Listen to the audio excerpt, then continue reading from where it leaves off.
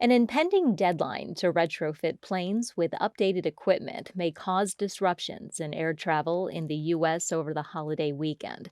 And the White House is releasing plans to house homeless veterans. Good morning. I'm Windsor Johnston from NPR News, and here are today's top stories. The Biden administration is warning of potential disruptions in air travel over the holiday weekend. Airline companies are up against a July 1st deadline to retrofit planes with updated equipment to prevent interference from transmissions by wireless companies. Transportation Secretary Pete Buttigieg says airlines need to plan accordingly over the next several days. For those aircraft not yet upgraded, it is going to be an impact. And so we're making sure the airlines have been reminded of their responsibility to operate realistic schedules. And if they know that they're going to have equipment issues with these aircraft that are still waiting their turn to be upgraded, they need to have that reflected in their schedules now so that passengers are not surprised or left in the lurch. The administration says more than 80% of the domestic fleet serving airports has been updated. Airlines have been forced to delay and cancel hundreds of flights within the U.S. this week, in part because of severe weather. The White House is releasing new plans to help homeless veterans in the country. NPR's Deepa Shivaram reports the investments come as the administration tries to meet its goal of permanently housing at least 38,000 vets this year. The Department of Veterans Affairs will award funding for legal services for veterans who are facing evictions or need help accessing public aid.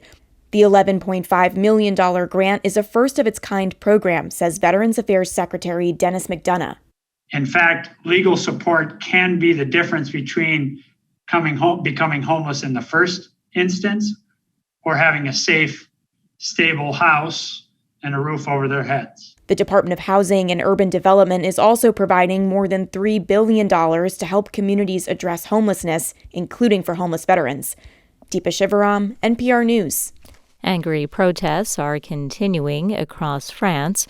Rebecca Rossman reports demonstrators took to the streets after a 17-year-old boy was fatally shot by a police officer during a traffic stop earlier this week. French President Emmanuel Macron on Thursday called a crisis meeting with his ministers to discuss the rising tensions.